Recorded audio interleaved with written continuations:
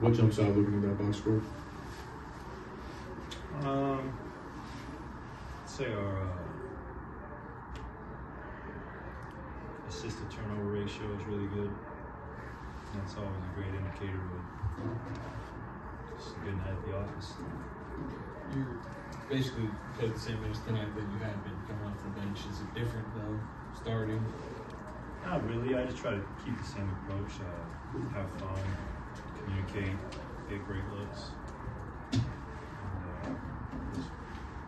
yeah, those three things. I think you had like 50-something made threes this month. I'm 40. This guy's trying to jinx me. 100%. I know even in the rougher times this season, you felt good shots and your shot was there. But like, how good a rhythm do you currently feel? I feel really good. I would like to repeat this performance in Orlando tomorrow night because these games are so crucial, obviously. And I think it's just about enjoying this, obviously. But once we get on that plane and we leave Miami, we gotta turn the page because the NBA does not wait for you. So we gotta focus, man. Orlando's playing really good too, so we got a big task tomorrow. You held the Heat to 40% shooting overall, and I believe 37 points combined in the second half. What was the key to that? Was it a better effort from you guys? Was it them cooling down? I think we played well as far as not letting them get downhill and in the paint repeatedly. I mean, Bam is a really good player. It helps when they're missing, their elite scorers, Jimmy and Hero. So, but obviously was a big reason why. But other than that, give Draymond great credit too. I mean, he made it hard on Bam. Bam made some really tough jumpers on him, but Draymond's such a great post defender.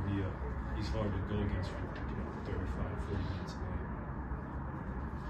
Obviously, you mentioned how you feel good in terms of your play, but what pride do you have in terms of just the second half of your play yourself individually? I mean, I've been prideful ever since I laced up basketball sneakers. A lot of my, you don't want to say identity, but of who I am is reflected how I play on the basketball court. And my father was a hooper, my older brother is a hooper, and I am as well. So I take great pride in just trying to be my best nightly. It's a really hard thing to do, but it's what the greats aspire to do on a nightly basis. And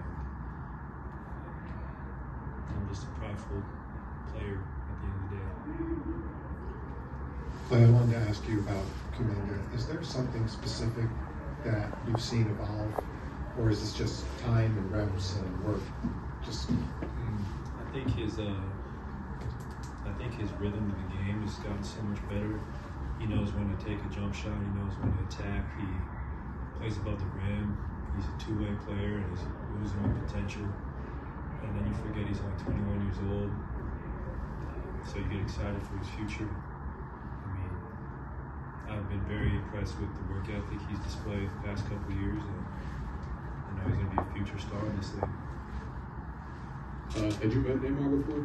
Yeah, we met all the way back in 2016, so I've known Neymar for a while, and big fan of basketball, and we're all a big fan of football, so we just respect his greatness. Klay, the Heat have been a team known to give up, some of the most threes in the league for years now. Going into tonight, I'm sure you know that going in. Was that part of the strategy as far as you having such a big game tonight, just knowing that was going to be available for you? We do know that they help. They're a very great help defending team, and they cover up their mistakes well. For us, we thrive off making threes, obviously, Steph and I, so we see a couple go in, it always helps early. And it was an emphasis to draw to a kick to start the game, and I thought we did that well throughout the whole 48 minutes. You mentioned, kind of the importance of the Orlando game tomorrow. How late is it starting to feel, and how challenging is it starting to feel with what's ahead of you guys, standings-wise, lack of time? Challenging, but you can't be in intimidated by what's ahead. You just got to take it one game at a time. Most importantly, have fun and play your hardest, and you can live with the results. But like I said before, you can't look ahead. You just got to do what you got to do with what's in front of you, and it happens to be Magic tomorrow. Now that the team is almost fully healthy, how is the team confidence that you guys can make a big push into the Very confident. It's been I mean, we're very confident we can make a run, but we're not even thinking about the postseason. We still have whatever 11, 12 games left, and we want to finish as strong as possible. Whether it's 9 wins, 10 wins, 11, we know it's doable. So it's about just simplifying things and just looking ahead of the game tomorrow. Steve praised Andrew Wiggins' defense on Rozier, especially in the second half. It seems like it's been a little bit more aggressive offensively recently. How different is this team when he is kind of hunting his shot and getting there with no points? That's why we won the championship a couple years ago, is because of Andrew's two-way play. We obviously need him to be that, to go where we want to go, and he's so vital to what we do.